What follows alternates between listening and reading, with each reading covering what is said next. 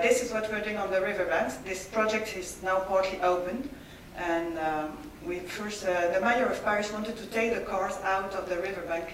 It's a highway going along the Seine River. This highway was more than 12, 14 kilometers, going from the periphery to the periphery on the right bank, and we had no red lights, so no stops. And on the left bank of the river, we have already red lights, and we have a part of it that is a highway going really along the Seine. So first we started with what we call Paris Plage. Perhaps some of you went to Paris Plage. So it was just like using public space as Swiss knife, as I said. It's made that you have that in many countries now. We have public space that's for without the car for the weekend and with the car for during the rest of the week. So this was how it started. And now after we started to go further on, so we started to say that we proposed to the mayor of Paris to, on the north bank, to have only red lights, to keep it with the cars, but to have red lights so that it's urban boulevard. And on the south bank, we proposed to take the cars out because we have enough space just on the upper bank. We have two quays. The low quay is for 2 kilometers, is now going to be closed, and the upper quay is maintained for cars.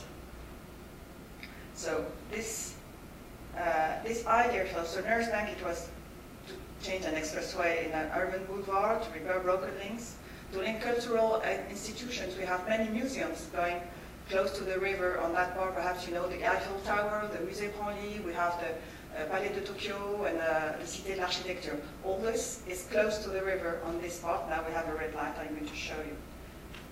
So it was like that, and now it's like that. You can do it, it's done. This one is done. So just showing quite quickly, this is on the Tuileries. So now you have a direct connection to this pedestrian bridge. And on the central part, it was a bit more difficult because, as you can see, we have the quay, it's like that. So we just take a part of the place for the cars, but a very small part. We still have double lines for the cars, because as you have to know, this part, the mayor can propose things, but it's the police that decides, it's national government police, decide that if we're allowed to do it or not. So it's a big negotiation. So that's going to be like that. This is winter now, so we don't have the bar. The small house has a competition with young architect, and they're making a funny bar there. So this is what opened in September 2012. So if you come to Paris, it's like that.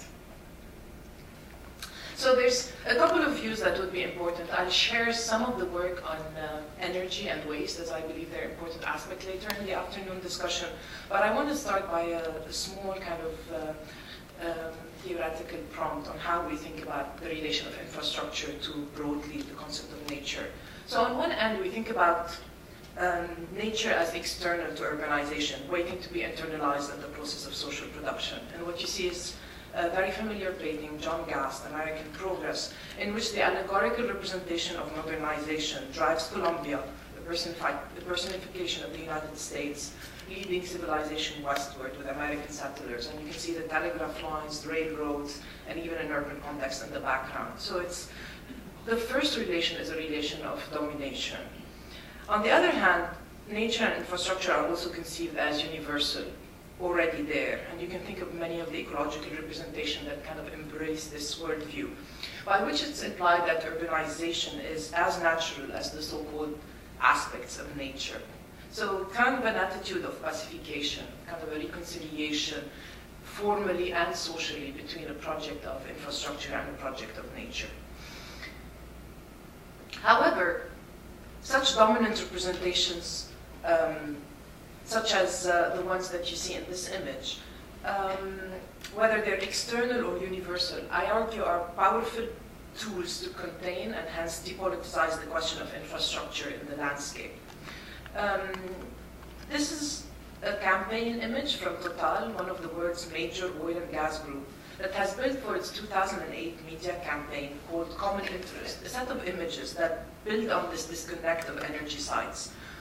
On one end of the image, you see a polar perspection landform that reflects into an all-iconic lights Manhattan skyline, the metropolis on below. So the image kind of creates a double abstraction of the process. The first act of violence associated with this abstraction is the division line itself, which constructs two distinct spheres, production on one end and nature, and consumption or culture on the other hand. And by doing that, it eclipses the significance of infrastructure, including a myriad set of tankers, terminal ports, policy documents into a very thin line. So we can't really represent infrastructure in this process. The second act of violence, which is embodied in the title of the campaign, Common Interest, homogenizes the divergent interests of consumer, producer, developer, politician behind the perfectly consensual and pacifying label of community. The double abstraction leaves unaccounted for both the geographies of infrastructures in which the spaces are deployed, but also the larger set of negotiations involved in determining what is the common interest. So, in this talk, I address a question that is central to my work over the last few years. What are the geographies of such unaccounted for spaces?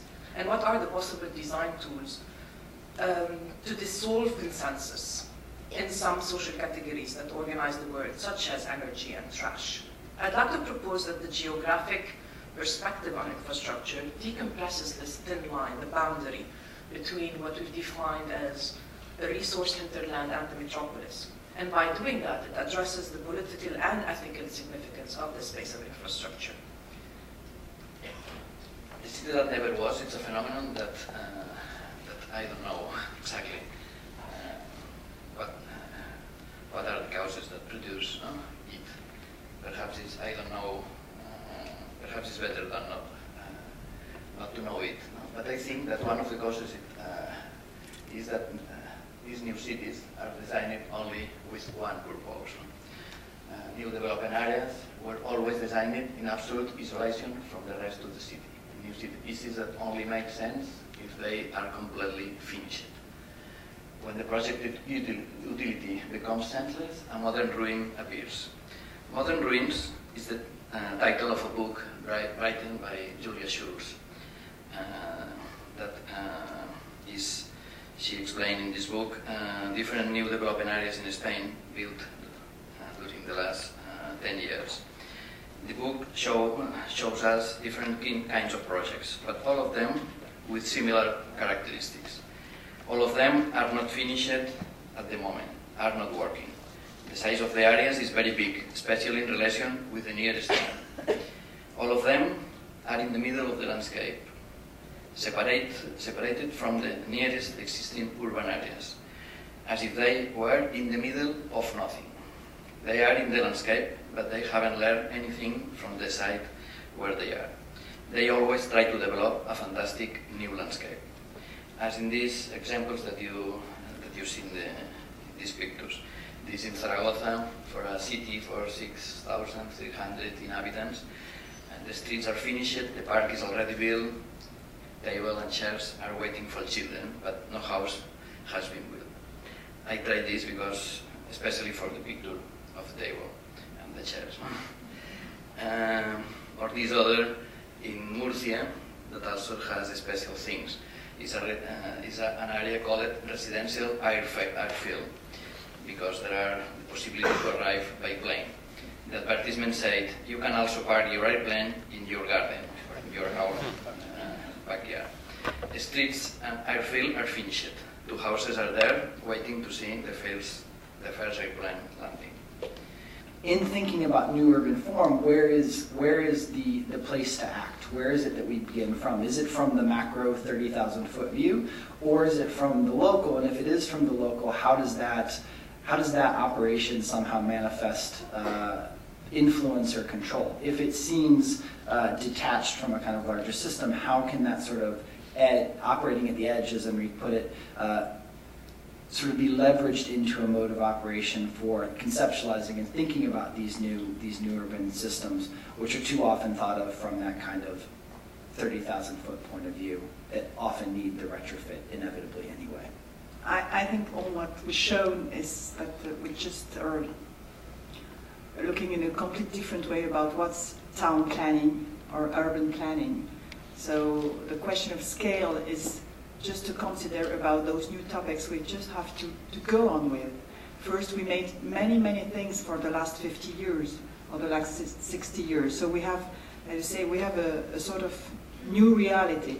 We don't know it quite well. That's the first thing. because we are better, we are knowing much better history and patrimoine, but we know nothing about what's the new reality of cities. If I take Paris as an example, Paris has a documentation, huge documentation. You know everything about Paris, each house, each street, each tree. If you just cross the periphery, you have no information at all. As if one place was good and the other one, it's only the project that's going to be good. And I think this is the only thing we have to change, is not to consider that the reality is good. We just learn to speak with it. You say negotiation of transformation. I think this is the thing we just have to be in. So it's not a question of scale, it's just a question to consider that the thing we did them, so we have to go on with them. And just we have to perhaps use we have new tools. That's what I tried to show in my presentation. We have three sorts of tools. We are acting, doing things perhaps in a way that could, the architects could say that it's really impossible to do things along the River Seine without including architecture. This is really a scandal. And so and I am an architect, so it was very easy for me to explain, no, I think we have to do that, to change anything and to put people and to see. And what's going to be good, we're going to keep, and what's not going to be good, we're going to put it away. So we have to act. But on the other hand, we have to know. That's why I show you all those documents about the roads, because everybody speaks about transport, but nobody speaks about the fact we are in car, because it's not politically correct. So it's a big problem. And at the third hand, we have also to improve and to imagine and to take the politicians just to dream with us. So it's not a question of scale, more than a question of tools, I would say. You mentioned in your presentation that what you see in Madrid, there was no criticism, that there was no critique to what was being done. What's your role? I'm speaking of it. Yes. It's very difficult, you know.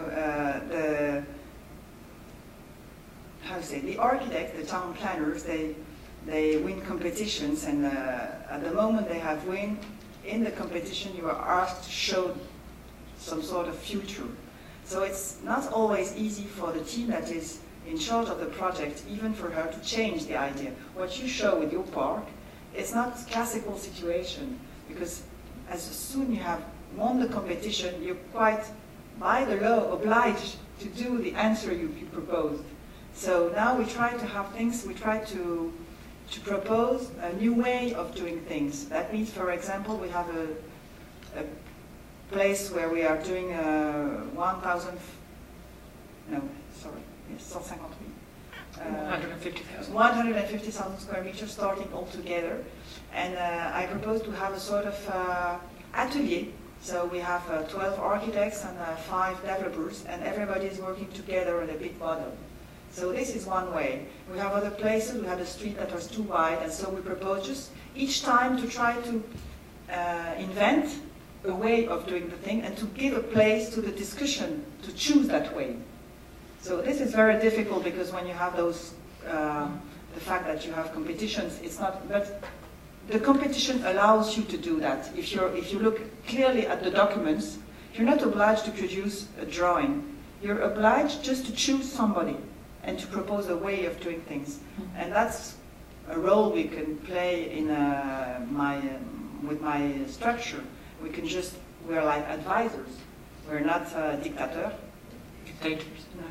Dictators.